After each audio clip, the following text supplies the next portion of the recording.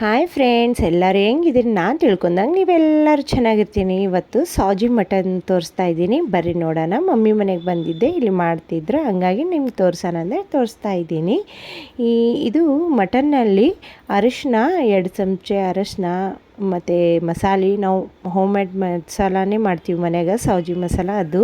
ಮತ್ತು 2 ಚಮಚ ಅದು ಮಸಾಲೆ ಹಾಕ್ಕೊಂಡು ಖಾರ ಪುಡಿ ಒಂದು 4 ಚಮಚ ಹಾಕ್ಕೊಂತೀವಿ. ನಾವು ಸ್ವಲ್ಪ ಖಾರ ಪುಡಿ ಎಕ್ಸ್ಟ್ರಾ ಜಾಸ್ತಿ ಹಾಕ್ಕೊತೀವಿ. ಉಪ್ಪು ಹಾಕ್ಕೊಂಡು ಎಣ್ಣೆ ನಿಮ್ಗೆ ಎಷ್ಟು ಬೇಕೋ ಅಷ್ಟು ಹಾಕ್ಕೋಬೋದು. ನಮಗೆ ಎಣ್ಣೆ ಸ್ವಲ್ಪ ಜಾಸ್ತಿ ಬೇಕಂದ್ರೆ ನಾವು ಸ್ವಲ್ಪ ಎಣ್ಣೆ ಜಾಸ್ತಿ ಹಾಕ್ಕೊತೀವಿ.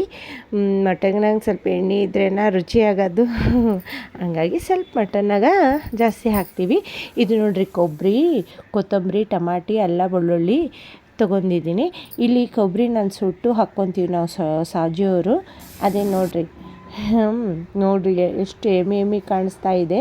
ಇದು ಸ್ವಲ್ಪ ರೋಸ್ಟ್ ಮಾಡಿ ಚೆನ್ನಾಗಿ, ಆಮೇಲೆ ಸ್ವಲ್ಪ ಇದು ಸ್ವಲ್ಪ ರೋಸ್ಟ್ ಆಗಿದ್ಮೇಲೆ ಹುಂಚಿಕಾಯಿದು ನೀರು ಹಾಕ್ಕೋಬೇಕು.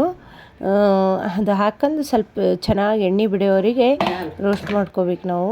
ನೋಡಿರಿ ಎಷ್ಟು ಚೆನ್ನಾಗಾಗಿದೆ, ಎಷ್ಟು ಚೆನ್ನಾಗಿ ಎಣ್ಣೆ ನಿಂತಿದೆ. ಆಮೇಲೆ ಇದು ಮಿಕ್ಸಿಗೆ ಹಾಕ್ಕೋಬೇಕು ಎಲ್ಲ ನಾವು.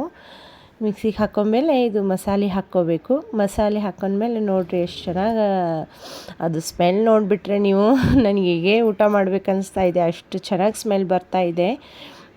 ಅದೇ ನೋಡಿರಿ, ಬಿಸಿ ಬಿಸಿ ಈಗ ನಮ್ಮ ಮಮ್ಮಿ ಚಪಾತಿ ಮಾಡ್ತಾ ಇದ್ದಾರೆ. ಇದೂ ಸೀಟಿ ಆಯಿತು, ಚಪಾತಿ ಮಾಡ್ತಾಯಿದ್ದೀನಿ.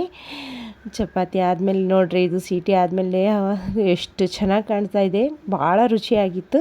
ನೀವು ಒಂದು ಸಲ ಮಾಡಿ ಟೇಸ್ಟ್ ಮಾಡಿರಿ. ಸಾವ್ಜಿ ಇದು ಸಾರು ಭಾಳ ಟೇಸ್ಟ್ ಆಗುತ್ತೆ. ಬಾಯ್.